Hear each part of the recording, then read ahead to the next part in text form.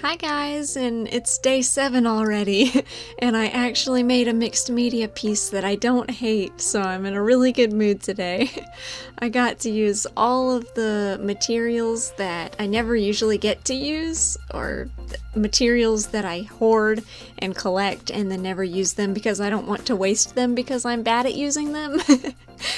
So I started out with this cute tissue paper with stars all over it, and I love that tissue paper so much, and I just found it, and there's so much of it, so I glued some of that down to my paper and then went in with some of my cute washi tape that I never use, or at least I never use it for what it's meant for. I never put it places where I can see it, and so that was a lot of fun. And I just realized that the materials list for this video is going to be a pain to write, but I'll do my best, and if I miss anything, and if anybody has a question, I'll be happy to answer it. But the next thing I did was go in with my Derwent Inktense pencils. My aunt gave them to me for Christmas, and they're so much fun.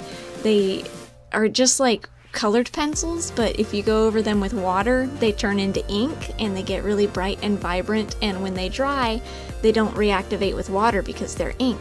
So I really had a lot of fun with them because I don't use them as much as I want to. So I went in with those in the background. And they're really hard to see when they've just gone on. But if you ever see me take my water brush and go over something and then it gets a really dark black all of a sudden, that's what that is. It's really hard to see until they get wet, so that was a lot of fun to experiment with those some more. I freehanded the girl's face with a red China marker.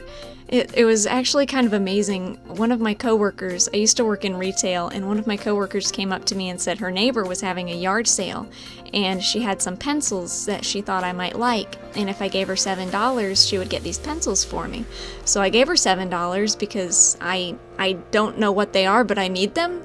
So I gave her $7, and the next day she brings me a literal tote bag full of Prismacolor. It was like 12 boxes of Prismacolor Color Race carmine red pencils, and the terracotta ones, and this box of red China markers, which are kind of like huge red crayons.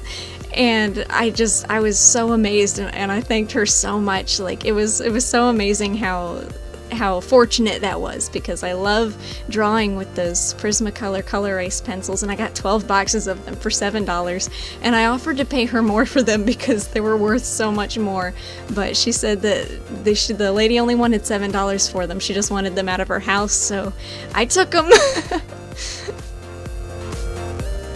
Then I just painted the girl's face with my regular acrylic paints and the Jane Davenport paints that I've been playing with lately. They're so much fun.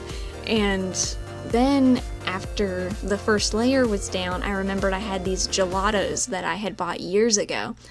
And I forget who they're by. I'll have to check on that. Let me check right quick. It's Faber-Castel. So Faber-Castel makes these things called gelatos, and they're so hard to explain. They look like lipsticks, and they go on like giant crayons, but you can rub them with your finger and get this really soft, creamy effect, like oil pastels, but if you add water to them, they can also be watercolor. So they're amazing, and I love them so much, and I never use them because they're kind of bulky and difficult to work with for me because I haven't practiced with them a lot, and I enjoyed them so much. Like I used them on her cheeks and everything, and then I realized I had a white one, and that's my favorite one. It's so nice for highlights, and it goes on so smooth, which was so much fun to paint a face with, because usually with acrylics I need the face to be super smooth, but the tissue paper put so much texture on the page already that there was no way I was going to get a smooth face, and that was the one thing about this that bothered me. But I had a lot of fun with it after all, and I'm so glad that I got to use my gelatos because they've been sitting there for forever, and I've been meaning to use them and I just haven't, and so I had a lot of fun today. And then I cut her a little shirt and a bow out of this really pretty origami paper that I have that I never use. It's so soft, it's like cloth. So I got some tissue paper and traced the outline of her body where I wanted the shirt to be, and then I cut that out and put it on top of the origami paper and just cut out around it so it would fit her. And then I did the same thing with the bow. It doesn't really look like a bow, it kind of looks like Mickey Mouse ears to me, but it's still really cute and I'm glad.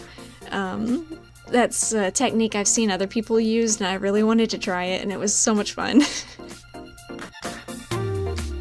If I do something like this again, I think I'll have to be more mindful of the contrast because the background and her kind of have the same colors, so she kind of got lost, I think, in the top of her head. So towards the end of the video I went in around her outline and just put some like white paint. It wasn't pure white, it was more like a tinted white. I think I put purple into it too, but I did that just so she would stand out a little bit better.